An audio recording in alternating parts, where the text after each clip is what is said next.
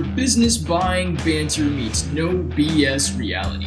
Get ready to dive into the world of buying and selling businesses without the fluff and fancy jargon. Whether you're a seasoned business buying pro or a curious aspiring entrepreneur, this is where the real talk happens. Because in business, there's no room for sugarcoating. Let's get down to the brass tacks.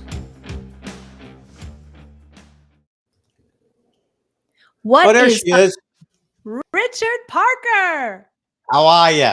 in the house? In the in the house. What's happening? Oh my gosh. It's a big week. Let's talk about it, Richard. The news and all the employees in America are doing cartwheels because the FTC took a big step towards banning non-competes. What do you think about that? Perfect. I mean, as long as they don't ban them for the right appropriate situations, which are almost always more relevant to the owner. I mean, unless an employee is getting ridiculous amounts of money for performing their job, you can't prevent someone from earning a living. Yeah. And of course, you at the same flip side is you got to prevent trade secrets getting out that they shouldn't be. So it's a little bit of a slippery slope, but on the whole, yeah, why should they be bound for it? Someone who's making an average income and you can't tie them down, that's wholeheartedly different than someone who exits their business for millions of dollars and you don't want them to compete with you. Man, I got stories about my non-competes, which could take a whole show in itself. But good Lord, I had to sign them every loan shop that I worked at. And when I started on the job, I had to hand in my email list of my broker partners, my COIs, my customers that have been loyal to me through the years. I had to hand it in so their marketing department could send out mass emails on my behalf working for that employer, that bank. But then when I left, I couldn't call on any of them anymore because they claimed to own the list. They own the list, yeah. And then and then they would call my COIs and my broker partners, Richard, when I went to the next loan shop. And thankfully, people do business with people, I always say that, not the brick and mortar banks. Right. People do business with people. And you can't stop them from doing that. You know, the only thing and why I alluded to is a slippery slope. If there's businesses that have a lot of trade secrets or certain algorithms, you get it a lot in the financial world where there's real deep insight into how they do their job, pick their investments, those type of things, or other tech type businesses or healthcare industry where, you know, the employee is really getting access as part of their job to legitimate trade secrets and secret sauces. There has to be an element of preventability for them to just take that and export it to a competitor. Because that's not only, it shouldn't be, it's not only not right, it shouldn't be legal. Yeah, but, right. You know, so tell me there is a bit of a soft, yes. There is, but I was thinking, and of course, my disclaimer. You're always thinking. Right. And my disclaimer, I'm not an attorney. So for all our listeners out there, this is just my opinion. When you're buying a business today and there are key employees, and I checked a little bit further. So this new FTC ruling doesn't impact business acquisitions for significant ownership stake of at least 25% or greater, right? But what about, Richard, the key employees? Because sometimes a buyer will go in to buy a business and the underwriter will approve it for financing because the key employees are going to stay with the business. And sometimes the underwriter will condition they want the key employee to sign an employment agreement and perhaps a non-compete. But if they're not greater than 25% owner in the transaction, that's null and void now. Well, there's a couple parts of it, and I get that. Yes, as far as ownership is concerned, that's definitely makes perfect sense. As far as the employees and an underwriting requirement to have employee agreements, that's also can be reasonable, because if it's reasonable in the eyes of the underwriter, it probably makes sense for the buyer as well. However, buyers need to understand that the owner of the business with whom they enter this agreement cannot bind anybody else. So the agreement cannot state that employment agreements, that the seller is going to get employment agreements with certain individuals, they can't bind other people. And so that has to be negotiated between the buyer and the employees. Now, with the employment agreement, I don't necessarily agree with the underwriters in this case, because the buyer should be making the decision whether or not they want an employee agreement with individuals. They may sound good and happy, the former owner is happy with them. Well, what if you don't like them? What if you don't want them part of the team? What if they cause friction? What if there's office politics? What if they keep coming back to the old owner during the transition time and talking to the old owner and all these type of things? You should have the optionality to decide with whom you want to have employment agreements. And similar, non-competes could be part of it. If that's not allowed any further, well, that's just life. Right. I'm glad you brought that up, Richard, because working for various banks as I have through the decades of my career, I envision a lot of bank underwriters looking at each transaction in their own credit decision mind. And some banks may just pass on what is being proposed because they're not comfortable with it, or the bank's attorney's not comfortable with it. But then you could pivot and another bank may be comfortable with it. So again, my message here is you can't just assume the bank that you're first initially going to as a business buyer is going to be the best sourced bank project for you to buy that business. Right. Yeah, and I think what buyers should understand is they read this information regarding SBA criteria, right? Of what do you call it? The SOP, right? Yep. And what's in there. But that doesn't mean that every single bank subscribes to every one of those points in the SOP. Correct. This is the SOP. Buyers should look at this as this is the latitude that the SBA has allowed the lenders to operate within. This is the framework. But just because they say this bank, they say this is allowed, does not mean that a specific bank, first of all, doesn't mean they have to do it, and doesn't mean that they're going to do it. So this is like the global parameters, but you've got to interview and submit to various banks because things can be significantly different from one to the other. Generally speaking, the rates are going to be pretty darn close. But there's, other than that, it's not that it's room for negotiating. It's more who allows what within the parameters of that SOP. And so to your point of visiting with and vetting numerous banks, that a buyer should be doing that the same way an underwriter is going to vet a buyer. That's right. And what's going in my head right now is the SOP is talking to me to say, hey, Richard, SOP, you know me, but but we don't know every bank's comfort level and their credit policies. Exactly.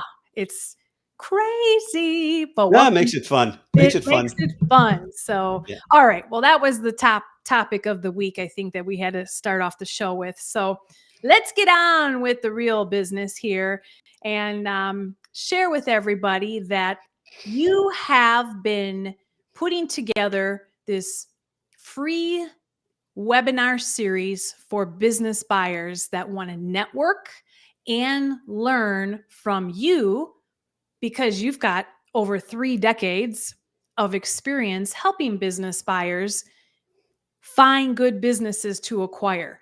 And this webinar series that you have been putting on, I have been attending in the background in case there's any kind of asks about SBA, but the knowledge and the information that you have been providing to these aspiring business buyers has been eye-awakening. And the Q&A that you open up toward the end of the seminar has been incredible, because we're all hearing great questions from aspiring business buyers based on what lane they're driving down. And you've been providing feedback that's just been helping all of us get better at this process of buying businesses, because we have to learn from someone that's been doing it for 3 decades or more, not from someone that's been doing it for 3 months. Well, I appreciate it. 3 decades just means I'm old. And that's the first thing as you talk about, it's like, wow. And I started doing these because there's just so much darn misinformation and Mhm. misleading information and erratic information and self-anointed gurus that have never even done what they're teaching people how to do, which is even crazier. Mhm. And so we've had terrific feedback, and I really enjoy them because it based upon the feedback, I know it's helped a lot of people, and it's real solid, real world information they can put to use immediately. And it's been very effective. Actually doing one tomorrow, which is just a Q&A, because we very often run out of time during the webinars. So the next one is May 1st. We're going to talk about some questions a seller will ask you and the seller's mindset. So we pick out a different subject and then do the Q&A. And it's been, again, really interesting. And it always, and to your point about the Q&A, besides the educational piece, it allows people that are in the market to buy businesses to network with one another and bring up some questions that are related to deals that may impact someone else. And it's amazing how relatable a question is from one person to a scenario that someone else is who's listening in on the webinar. And so that's been, it seems to be pretty powerful. Like, my best barometer is the number of people that keep signing up and how many, how many emails I get after each. I'm very complimentary, which is nice. I mean, I appreciate it. It takes a lot of work to put these together. And even though, I have years of experience, you can answer most questions off the top. It's still, tens of hours to get the Mhm. presentation together. But I've really, really enjoyed it. And I know it makes a huge difference Mhm.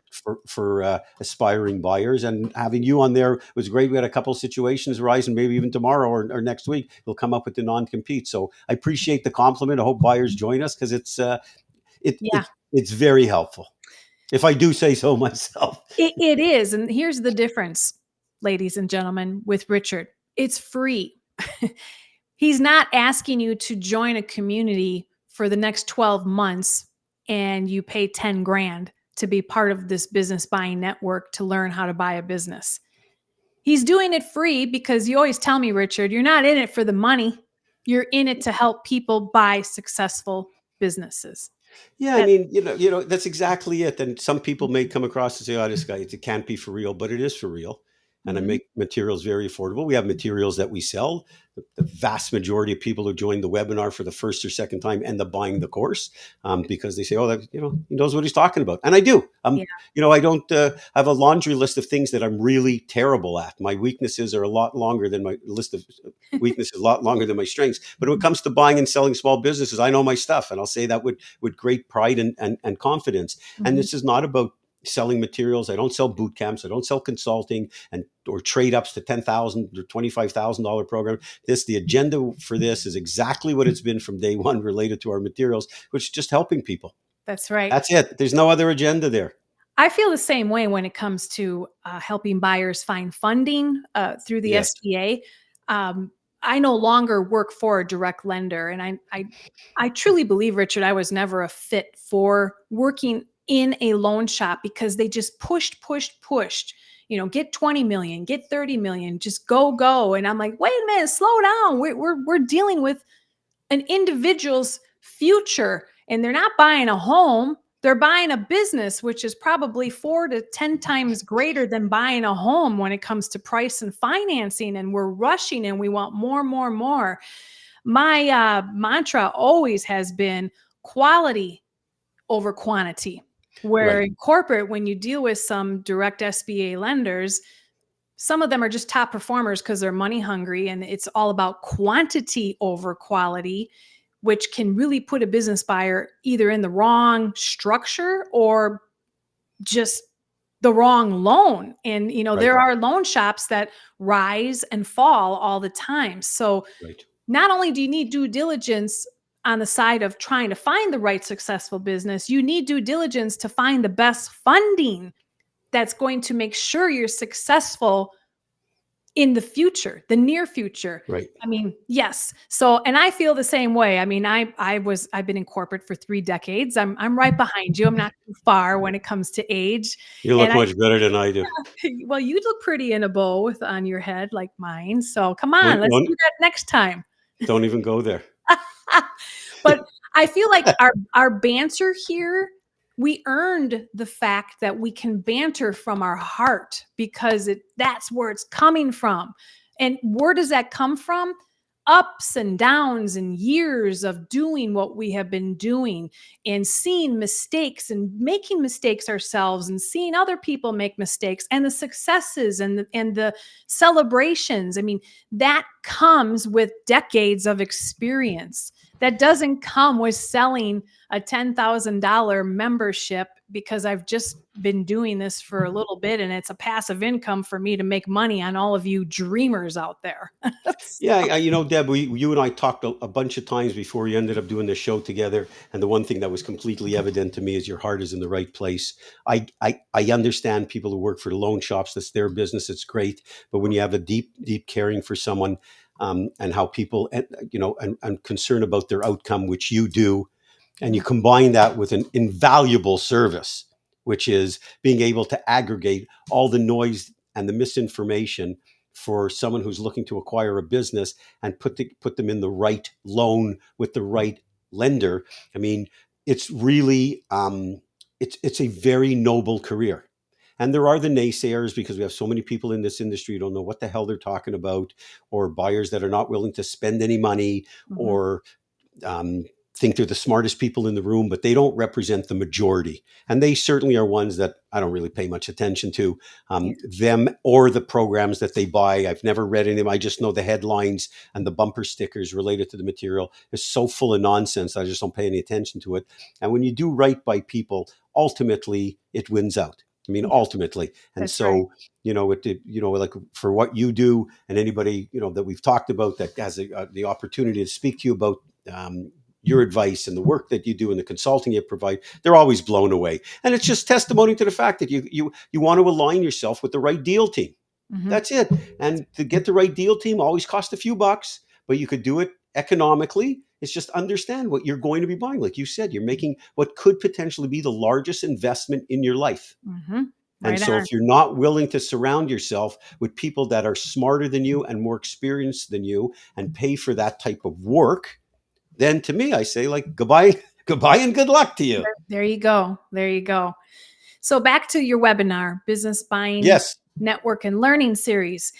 The last webinar and maybe the one prior, can you share with our audience maybe a good question or two and the answer that was provided? Teach us a little bit on what's being asked in these webinars. Well, one thing that came up, we were covering the subject matter. We've done a bunch of different ones. People can go to YouTube and see all the prior webinars, but we were talking about questions to ask the seller. And most buyers will go through the usual thing. They'll spend a ridiculous amount of time going through the financials, which is sort of crazy because numbers are numbers. It's math. They are or they aren't. It's like I say, they is or they ain't, right? I mean, they're not subject to interpretation. The numbers don't lie. But it's very important when you're asking the seller questions and the stages of it. The first and foremost, establish a good relationship with the seller. Don't go in there like a bull in a china shop, bombarding them with questions or telling them all the things that are wrong about their business. Have empathy and establish a good relationship with the seller, because then you could typically deal with any hardships that come along the way during the deal if you have a nice, open and trusting relationship with them. But some of the questions that I tell people that they need to ask, which are out of the ordinary, are certain things, for example, about what keeps you up at night about the business. Because you want to be able to dig in, because if you ask a seller, what are the challenges in the business, they may not disclose. What keeps you up at night? Every entrepreneur that I've ever met in my life, a true entrepreneur, something always keeps them up at night about their business. And so you're able to find out from that, what are the potential problems? Because keeping in mind, what keeps a seller up at night about the business and they deem to be problematic in the eyes of a buyer who has no experience, no exposure, that problem has gone to the magnitude of 10 through their lens, right? Because they have no gut feel for the business. So that's real one that's important. Another one that I'd like to ask and came up last week was, and then again, there's 36 key questions you ask the seller, but these are some a little bit off the beaten path, and but really get to the heart of the matter, which asks them, what happens if you get hit by a Pepsi truck tomorrow? We've talked about this, I think, in the past, because you want to understand, how is that business going to be can that business run on its own, or to what extent? Meaning, if the seller says to you, oh, like if I, and a drop down to just how much vacation do you take? But if seller says, oh, if I disappear tomorrow, I mean, a business is in trouble, it either means that they are the business, or they micromanage the people, or they don't empower, or they have the wrong people. Okay. Can I add real quick to that? Add as much as you like. What you just said, if that business was listed as an absentee-owned business Yeah, and you discovered what Richard just said, what happens when you're hit by a Pepsi truck, what happens and the owner's telling you it's going to be sorry, but a shit show if I'm out of here. That is not an absentee-owned business and you were just, well, screwed. Can I say that? yeah, yeah, you can. There's a lot more to it you could say, and Sia will bleep it out. Yeah, and it's yeah, and that's another thing that's people are professing to find these businesses, selling complete BS that these are readily available. And are they available? Of course they're available, but they're not realistic. And I always like to cite the example. You have a job, you're working, you have a terrific job. You're working for, I don't know, a big tech company and you're making a good living and you figure you're going to invest in a couple of businesses and you buy a few laundromats or whatever down the road. And they all tell you, oh, you buy this course and tell you absentee run businesses and you have two people working at each location and they're different people. And then what happens if 1, 2, or 12 of them quit all at the same time? Okay, what are you going to do? Just give up your day job and start washing clothes? I mean, you don't even know how to work the cash register, right? Like, I mean, you're screwed. There it is again. See ya. There it is again. Beep it out. But yes, it's just so misleading, and more than anything else, it's just not real. Yeah. It just doesn't happen. Mhm. And it doesn't happen in numbers that are large enough to even make the claim. Could it happen 1 out of 1,000 times? Of course. But Mhm. you want to go start looking for 1,000 businesses until you find one of them? By then I'll be in this business 98 years. I'll probably be dead by then, but Oh, it's like it's man. just not going to happen. It's There just is not no going to happen. such thing as absentee owned. There just isn't. I think about the loan shops that I worked for in the past. If one new supervisor or one new employee comes in and upsets the team and changes the culture, I have been in those situations where the entire team walked out within a week. Yes, and you know what? It's toxic and it's so easy to avoid because Yeah. I've seen it as well. And generally, you as a new owner, you will see that quickly because Mhm. there's going to be one person, one employee, if it happens, who's going to be the loudmouth. They're going to start coming to you with stories or promises that weren't made, that they say were made. There's just one that sticks out. And again, it doesn't happen all the time by any means, but when it does happen, just with a little bit of common sense, a new owner can identify that individual quickly. Mhm. Okay, because they start that BS from day one. And again, I want to qualify that this is not overly common, but it does happen. Make no mistake. And Mhm. and business buyers, they feel vulnerable. Oh my God, I need all these people, and they do at the beginning.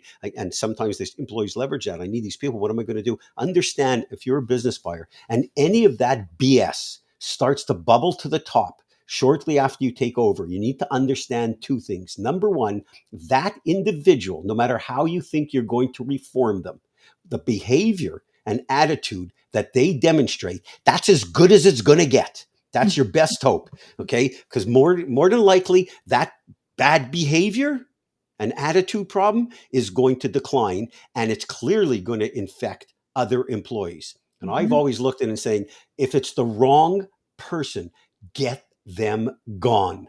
Yeah. That's it. And you got to replace them because you can't be held hostage. And if you are, it sets the wrong tone for every other employee in the place, and you soon can become a doormat. So you've got to deal, that's part of business ownership. You've got to deal with tough decisions and you got to make decisions. And sometimes it's Mhm. products, sometimes it's service, sometimes it's staff, sometimes it's suppliers, whatever it is. You have to be prepared to make those tough decisions because they could throw your business off the rails pretty quickly.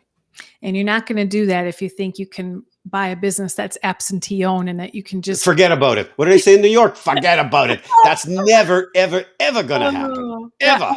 I wish that would all stop. Some of the acronyms that I hear that's being marketed, I just wish it would all go away, but it's so preyed upon people and suckers are I was with lining up. someone. I was with someone for breakfast yesterday, and they're in a similar business. When I say similar business, information business, and they have an information product, if you will. It's mostly videos. I've seen parts of it. It's like okay, it's like And they were talking through, and it was more like friendly competition breakfast. It was just nice. Had a coffee together. Nothing more than that. They were a nice individual, and they sell a program for $15,000. and Whoa. no support, no consulting, no guarantees. And they have a trade up program from that, I think, to like $25,000. Oh man. And I'm looking at that and saying, you know what? It's just mind boggling. But as long as you don't get into nonsense of misleading people about how they can go about doing it, people will make their decisions whether or not they want to spend that kind of money on information. That's up to the individual. But at the very least, what drives me crazy, there's people out there charging that amount of money, and the information itself is garbage or Yeah. misleading. And I don't pay any attention. I see it all the time because it's you see it online or what have you, or it comes onto social media or my LinkedIn account. So I don't pay attention to it. I don't name names. It's their business. They can do whatever the hell they want. They can operate unscrupulously as they want. But it's really unfortunate for the individuals.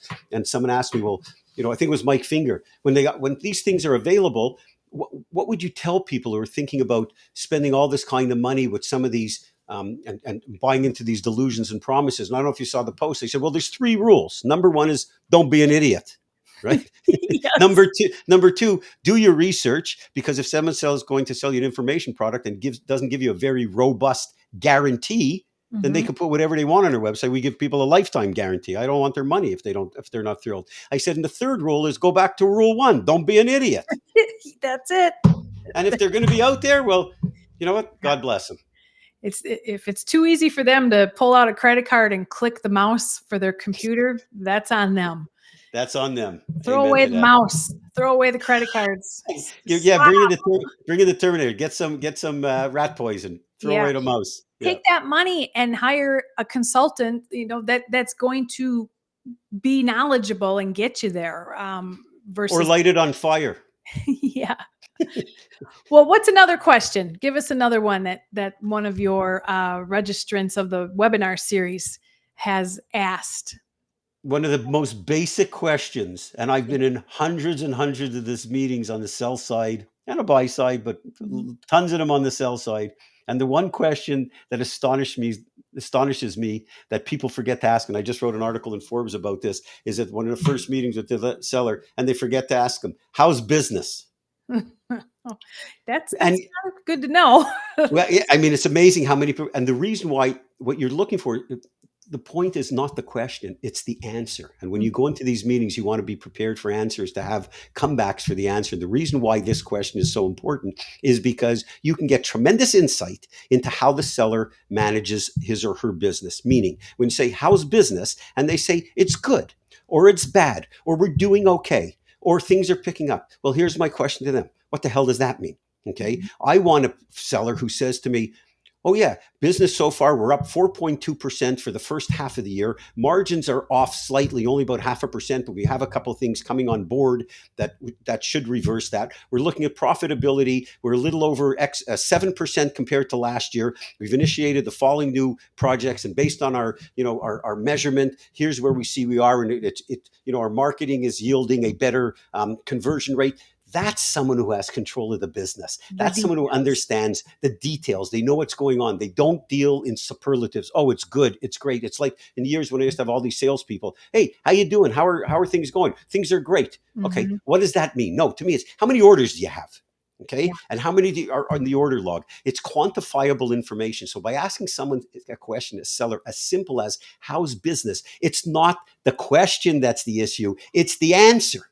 Okay. How did you get there? How did you get there? And it gives you great insight about how these individuals are managing their business, because the good, wonderful, terrible, average answer is entirely different than someone who tells you, can quote key metrics and exactly what's happening compared to the past. They are managing their business and or have the people that are assisting them to manage their business. So with all these seller questions, the questions are important. The answers are critical. And then you have to have the knowledge to know what is the follow-up question. For example, why are you selling? I'm retiring. Oh, great. He's retiring. End of story. No, not in this story. What are you planning to do after? Are you leaving the area? Are you relocating? Are you thinking about going into another business? Are your spouse, partner, whatever, are they retiring at the same time? And why do you want to ask that? Well, are you relocating? Well, yeah, we're moving to Virginia. Oh, wonderful. When are you leaving? Oh, this came up in a session, really. Oh, my wife said, I got to be out of there by Labor Day. And this is in May. And so I kept that in my mind. And they actually, I said, she said, oh yeah, as soon as we get an offer, we're putting the house on the market. Well, I put an offer. I watched their, I was ready to put an offer. I said, I'm putting one in. I watched the house put on the market, waited another month and shaved an enormous amount off the purchase price because I knew they had to, they were going to sell their house, move out. There was a trade-off with the transition period, but it was well worth it related to savings. So the question is, the question is important. The answer is critical, and having the preparation with the follow up to find out what they're planning to do. Someone say, for whatever reason they're selling, you want to understand the true meaning. And so it's there's multi tiers to all of this. So when people sit down to ask seller questions, what seem to be the obvious, everybody's asking that. That's You right. want to ask the questions that get to the meat. Get to the meat. And Where's the beef? where's the beef, the details? And similar to that on the sell side, on the buy side, if you're going to use SBA financing, you have to put together projections, 3 years Yes. projections with assumptions. And I will help explain to buyers how to put together these projections. I can't do it for them because they should know how to do their projections. And Right. I always will tell them there's a section for you to write the details, the assumptions, because the underwriter wants to know, well, how are you going to get there? Or Right. why is it this expense on this line? Tell me more about it, and then sometimes they hand in the projections to me and they just leave it all blank. And generally that's a sign that they had someone do the projections for them or the business plan, and they don't know nothing about how to get there. No, nothing. If you don't know We- where you're going or how you're going to get there, what the hell are you doing? What are you doing? And a couple of weeks ago, I was a manufacturer of automotive aftermarket products, Mhm. somewhat proprietary, somewhat customized, but the factory is at capacity. Business profitable, not immensely, but profitable, relatively speaking.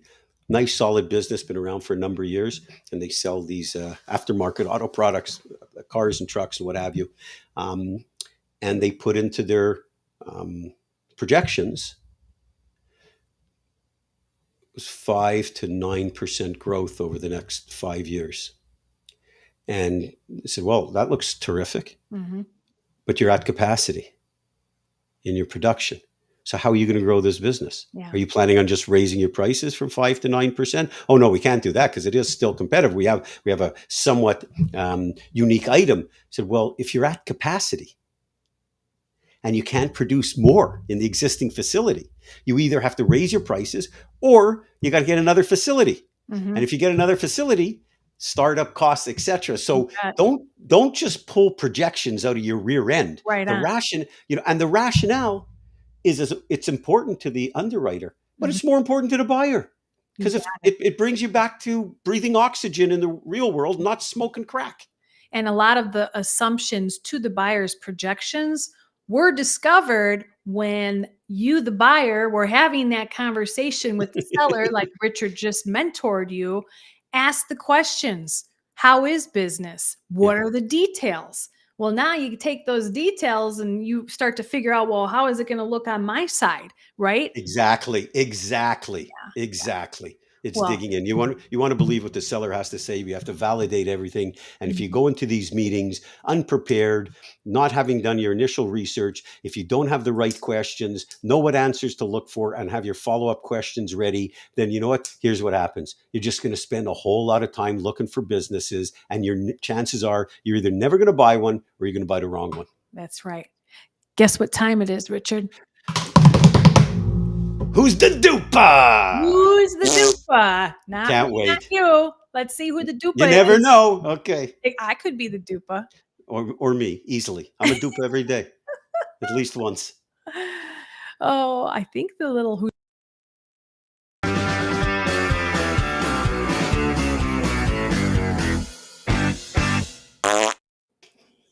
All right. I still laugh at the. Yeah. I know. Well, this Never is gets old. So who's the dupa? Where we like to just change the subject for a moment before we wrap up and get out of here. I mentioned our last show, Richard, that every time we talk about buying a business, my smartphone picks up everything as to what we're talking about. And then in the evening, when I want to catch up on some social media, I'm just loaded with ads about how to buy a business. I have to say, I've never found your ad in my Facebook. So good news is I don't think you're spending ad because you're just word of mouth referrals. So that's a compliment. Yeah, we promote the webinars, whatever. Yeah, but I'm not getting busy with all this That's right. BS ads online. Yeah, But that let's aren't working. put up this ad that we came across because this is our Put on my Who's the glasses Dupa? here. Who's the Dupa segment. Okay, now I could Um, see. I took off, who put it up and such, but this is the Facebook ad. Buy a profitable laundromat.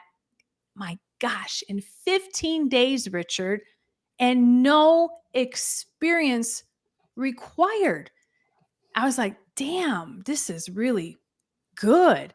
And 271 people within the first hour liked this, which means they want to learn more, which is going to lead them down the path to some kind of course to pay for to help you buy a profitable laundromat in just 15 days, no experience required, and you will have financial wealth and freedom, Richard. What do you think about that? Who's the dupa? Well, first of all, there's 272 idiots. So you can call them dupa. The 271 that liked it and the one who wrote it or who's behind it. Okay, those are the dupas. So it's not who is the dupa, it's who are the dupas because it's all of them. It's like this is like an idiot convention. Okay, anybody who believes this is a certified idiot, and anybody who puts this out is worse. Okay, because it's not true. It's not going to happen. Could it happen 1 out of 10,000 times? Maybe. You buy a complete piece of crap business in 15 days. What the hell are you going to? What are you going to get in 15 days? What are you going to get in 15 days? A lot of quarters. Didn't you say that? Well, maybe. I mean, you might, or you might not get any. That's the reality. You might not get any. And so you can't do any part of this process in 15 days. I mean, you're going to organize the price. It could take you 15 days to organize your money to get the transfer done. You think you're going to write up legal documents for the agreement back and forth in 15 days? So who's the dupa? 272 idiots and including the dupa who wrote this. That's my assessment, and I'm sorry that I can't be a little more assertive. I can't even get my own laundry done in 15 days. No, and yeah, if I gave it to my kid to get the laundry done, it would be 115 days. So you're right. It's crazy. Yes. That's why you can't pay attention to it. It's and like that's you can't pay attention. That's going viral on Facebook. It's all over the place. But I knew we were going to be talking something. You mentioned something about a laundromat in advance, and we talked about this. I came across this guy, and I have my glass. I wrote it down. His name is Mark Casordos, I think. Yes. Mark. I don't know if it's Sordos or Casordos, Casordos. Yeah. And I read it, and I think I got a link to him from you potentially during the week. You did. Yeah. And I started looking at some of this stuff. And you want to know something? If there's anybody who's listening, you're interested in buying a laundromat or even thinking about it, find this guy because he, like me, like you, okay, he actually breathes oxygen from planet Earth. And he works in the real world, practical real world advice. Okay. He's not smoking crack. And so I would suggest anybody who's interested, find this guy, and maybe we can put it up at some point or the next show because he's for real.